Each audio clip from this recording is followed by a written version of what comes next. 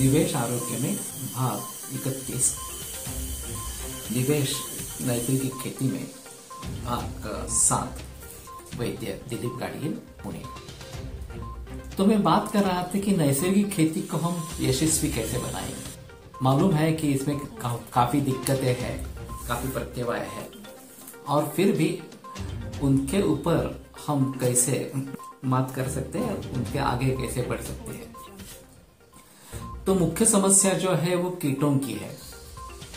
पुराने जमाने में खेती जो होती उसमें 8 हिस्से कर दिए जाते थे, उसमें बांध रहते थे, और फिर अलग अलग धान, अलग अलग उत्पाद विभिन्न भागों में लेते थे। इसका एक फायदा ऐसा होता था कि अगर किसी एक क्रॉप के ऊपर, किसी एक धान के ऊपर कुछ कीटक आ गए तो वो वहां से दूसरे जगह नहीं जाएंगे। बीच में एक तो बांध है और दूसरा अलग ही उत्पादन है, तो उसमें वो जा नहीं सकेंगे इस प्रकार से। तो रिस्ट्रिक्टेड रहेगा, उनका जो खाना है वो रिस्ट्रिक्टेड रहेगा। फिर भी अगर कीटकों की बाधा होती है तो उसको कैसे निपटना है, ये दशपर्णी अर्क वगैरह इस प्रकार से भी। अब जैसे ट्रैक्टर आ गया और फिर पूरा खेत हमें नांगरण उसकी करनी है, इस प्रकार की बात हो गई, तो ये बांध नहीं रहे और फिर एक ही तरीके का उत्पाद सभी जगह इस प्रकार का होने लगा।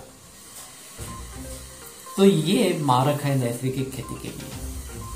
तो हमें चाहिए कि बंटवारा करें उसमें और अलग अलग प्रकार के धान उसमें करें, और जो उसमें बांध है उस बांध पर औषधि वनस्पतियां लगाए।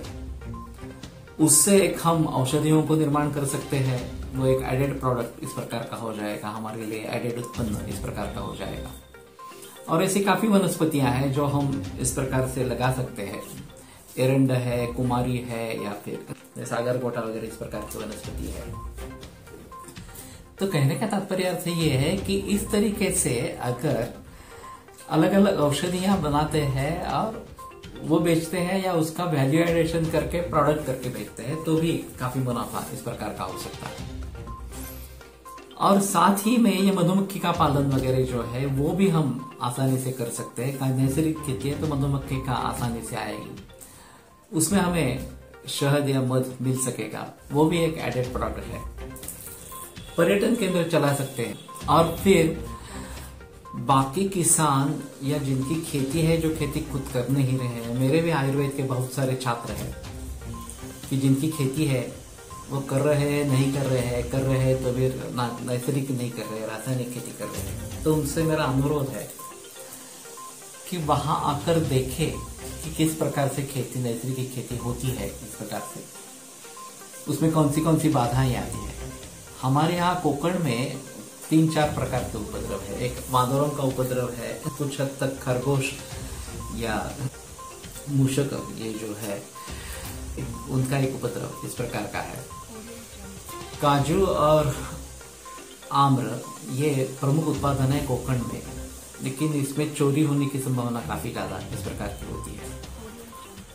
और अगर देसी गाय रखते हैं, देसी गाय का दूध मिलता है, तो दूध और दूध के प्रोडक्ट्स बना सकते हैं। औषधि वनस्पतियों का प्रयोग करते हैं तो उनसे भी प्रोडक्ट्स बना सकते हैं। मैं खुद वैद्य हूँ तो मैं इसके बारे में जरूर सोच सकता हूँ।